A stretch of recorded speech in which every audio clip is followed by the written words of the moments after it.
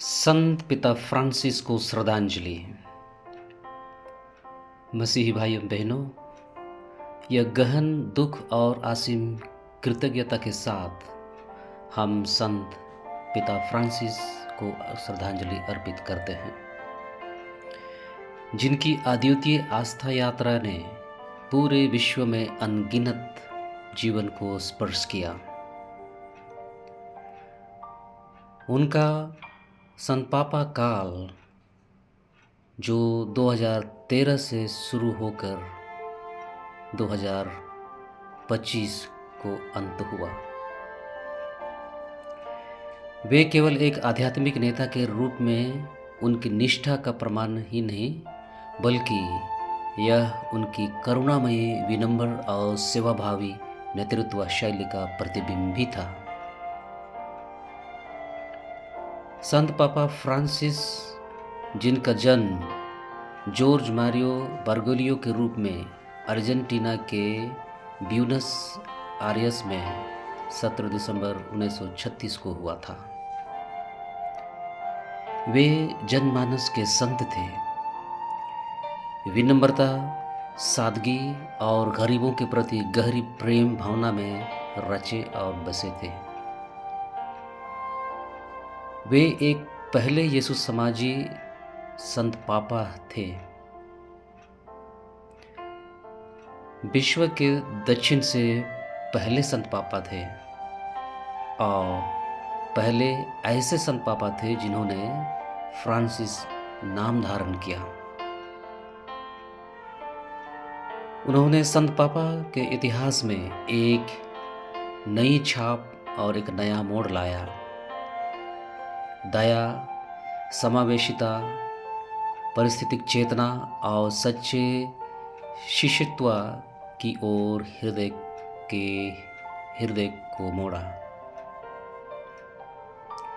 उनका संदेश था कि कलीसिया को महलों में नहीं, बड़े बड़े संस्थाओं में नहीं, बड़े बड़े बिल्डिंगों में नहीं, बल्कि गलियों और दूर दराज गांव में रहने वाले लोगों के बीच में होना चाहिए, जहां जरूरतमंद, पीड़ित और उपेक्षित लोगों के पास जाकर उन्हें आशा और ईश्वरीय प्रेम का अनुभव कराएं।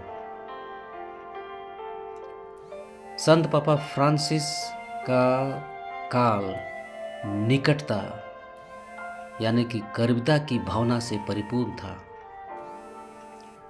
उन्होंने वाटिकन की दीवारों से बाहर निकलकर हाशिए पर खड़े लोगों, रोगियों, बुजुर्गों और शरणार्थियों के बीच जाकर ख्रीस्तीय प्रेम को जीवंत किया, जगाया।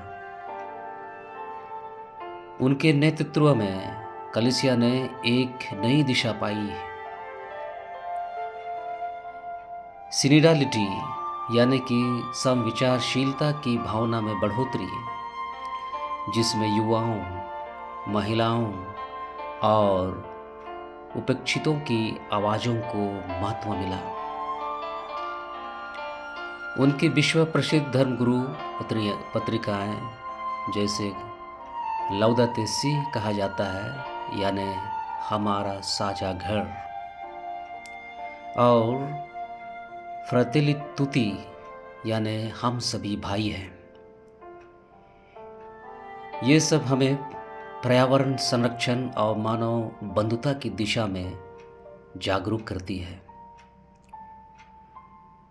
संत पापा फ्रांसिस ने अंतरधार्मिक संवाद, शांति और सामाजिक न्याय को नया आयाम दिया, जो आज की जटिल दुनिया में कलीसिया को नई राह और नई दिशा दिखा रहा है।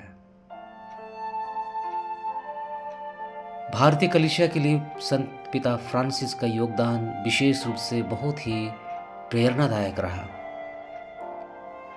भारत की धार्मिक विविधता और बहुलतावादी संस्कृति के संदर्भ में उनका अंतरधार्मिक संवाद का संदेश अत्यंत प्रासंगिक रहा। एशिया यात्रा के दौरान संत पिता फ्रांसिस ने भारतीय कलीसिया को करुणा और सेवा में आधारित सुसमाचार प्रचार करने का संदेश दिया।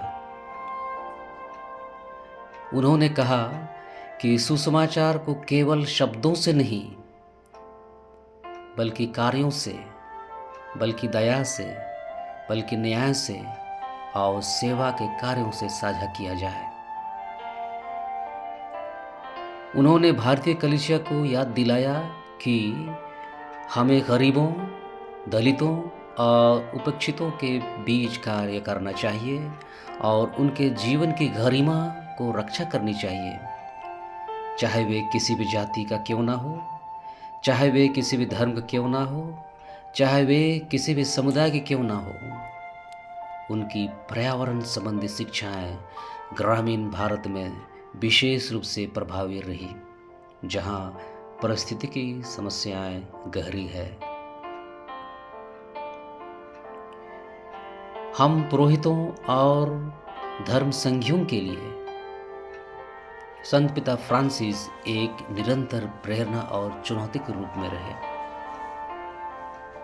उनकी विनम्रता और सादगी हमें अपने प्रतिज्ञाओं को सच्चाई और समर्पण के साथ जीने की प्रेरणा देती है। उनका यह संदेश कि हमें सीमाओं तक जाना है, उस क्षति तक जाना है, ये हमें अपने सुख सुविधा और कहते हैं कंफर्ट जोन, सुविधा क्षेत्रों से बाहर निकलकर उन लोगों तक पहुंचने को प्रेरित किया है जो किनारे पर है।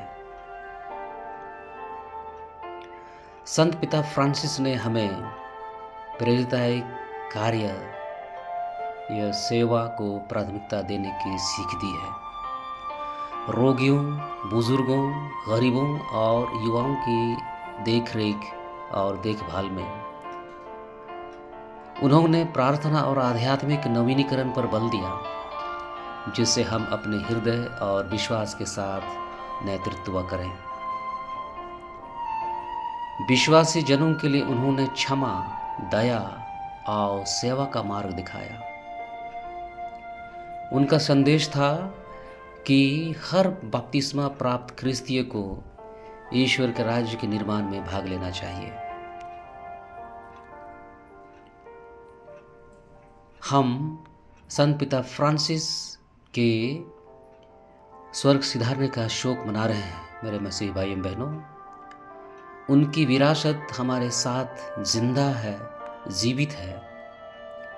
दया, समावेशिता और विश्व के साथ सक्रिय जुड़ाव वाली कलीसिया की उनकी दृष्टि आने वाली पीढ़ियों को प्रेरित करती रहेगी।